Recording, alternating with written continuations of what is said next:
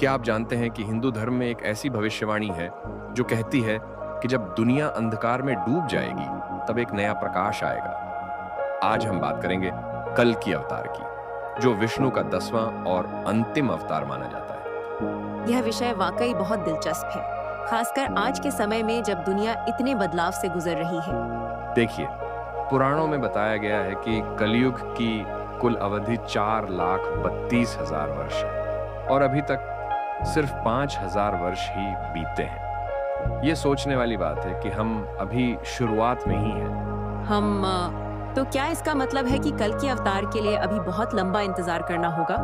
वैसे तो हाँ, लेकिन कुछ भविष्यवक्ताओं का मानना है कि कल्कि का एक पूर्व प्रभाव पहले भी दिख सकता है, खासकर जब दुनिया का संतुलन पूरी तरह बिगड़ जाए, बिखर जाए। और यह भी बताया गया है कि वे एक विशेष श्वेत घोड़े देवदत्त पर सवार होंगे, जो कोई साधारण घोड़ा नहीं होगा। बिल्कुल, और उनके हाथ में एक विशेष तलवार होगी जो अधर्म का नाश करेगी। लेकिन इसका एक गहरा आध्यात्मिक अर्थ भी है।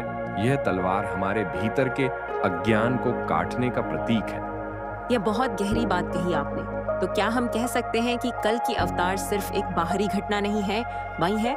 देखिए, कल के अवतार के 4 प्रमुख कारण बताए गए हैं: अधर्म का बढ़ना, पाप का बोलबाला, सनातन मूल्यों का विनाश और प्राकृतिक संतुलन का बिगड़ना। लेकिन यह सब बाहर की दुनिया में ही नहीं, हमारे भीतर भी घटित होता है। और शायद इसीलिए कहा जाता है कि जब व्यक्ति के भीतर धर्म मर जाता है, तभी कल्कि के बीज जन्म लेते हैं। एकदम सही।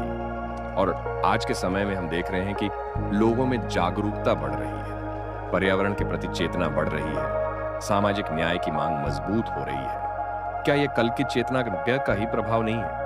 यह एक बहुत रोचक दृष्टिकोण है। तो क्या हम कह सकते हैं कि हर व्यक्ति के भीतर एक छोटा सा कल्कि छिपा है?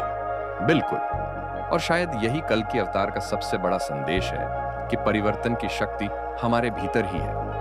हमें किसी बाहरी शक्ति के आने का इंतजार करने की जरूरत नहीं है। तो इस तरह कल के अवतार की कहानी एक आशा की किरण बन जाती है, जो हमें बताती है कि अंधकार कितना भी गहरा हो, प्रकाश की विजय निश्चित है। और इसलिए यह कहानी आज भी उतनी ही प्रासंगिक है जितनी हजारों साल पहले थी। यह हमें याद दिलाती है कि हर युग में,